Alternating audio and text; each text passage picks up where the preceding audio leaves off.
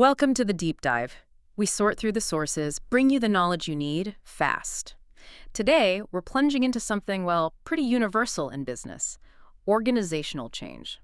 We've got some really fascinating material here, articles, research insights on how leaders can really guide their teams, not just survive. Our Right. mission, to pull out the practical strategies you can actually use. So, okay, let's unpack this. Why is change often so tricky, and how can leaders genuinely make it a journey? It's true. And our sources, they consistently point out that change is, fundamental. It's a catalyst for growth, for adaptation. Right. But what often gets missed, and the research really highlights this, is the profound impact on employees. It's multi-layered. Multi-layered how? Well, it's not just simple excitement or anxiety. Often it's deeper. Concerns about losing control, maybe their professional identity even. Oh, okay. Understanding that complex emotional landscape, Yeah. that's absolutely the first step for any leader. That's a really critical point. And our sources seem to zero in on three key leadership traits for navigating these turbulent waters: communication, empathy, and resilience. Exactly. Those three pillars. Let's dig into communication first. Seems obvious, but what's the real secret there, according to the sources? Well, the deep dive shows it's not just about clearly saying what's changing and how. The crucial bit is explaining the why The why. explicitly, repeatedly. I mean, one study we looked at suggested that when people genuinely get the why, resistance can drop by nearly 30%. Wow, 30%. That's significant. Huge. It's about being proactively transparent, cutting down that uncertainty. And it's definitely a two-way street. Active listening isn't just hearing. It's validating. Exactly. Validating concerns, actually using the feedback, that builds a collaborative feel. Okay, validating concerns. That links straight to the emotional side, doesn't it? So how does empathy play into tackling that resistance? Right. Empathy, as the sources frame it, it isn't just feeling sorry for people. It's showing you deeply understand their experience. So walking in their shoes, basically. Precisely. Leaders who can genuinely acknowledge that fear of the unknown or the worry about losing control, the things driving resistance, they build enormous trust. Mm-hmm. And the research backs this up. It shows a direct link to higher engagement during change. People feel seen, valued, not just managed. And then there's resilience. Because let's be honest, implementing change, it doesn't always go smoothly, does it? Obstacles are, well, inevitable. Oh, absolutely inevitable. And what the sources stress is that a resilient leader doesn't just, tough it out.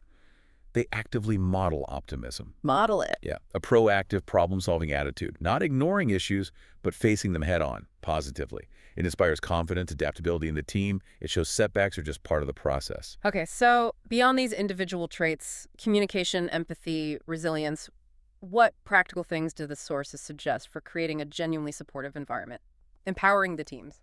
A really big concept that comes through is psychological safety. Psychological safety. Tell me more. Yeah, it's not enough to just say it's okay to speak up. Leaders have to actively cultivate it, like admitting their own mistakes publicly, maybe, or asking for challenging questions in meetings. So making it truly safe to challenge or question things. Exactly. That encourages open discussion, reduces fear, and another key thing, celebrating small wins. Ah, the quick wins. Yeah, they're not just feel-good moments. They're vital for momentum. They fight off change fatigue, remind everyone that progress is happening. That sounds great for morale.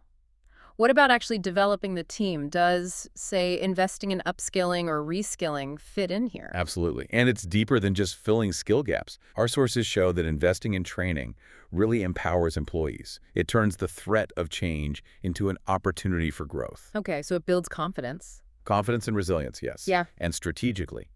It boosts job satisfaction, reduces turnover right when things are disrupted.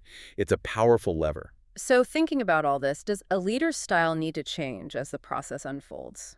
The research strongly points towards situational leadership, Meaning? meaning different phases need different approaches. Early on, when there's uncertainty, maybe a more directive style gives clarity, structure. Right, telling people exactly what needs doing. Yes, but then as the team starts to get it, you might shift, evolve to a more supportive coaching style that builds collaboration, ownership. So the leader needs to be adaptable themselves. Highly adaptable.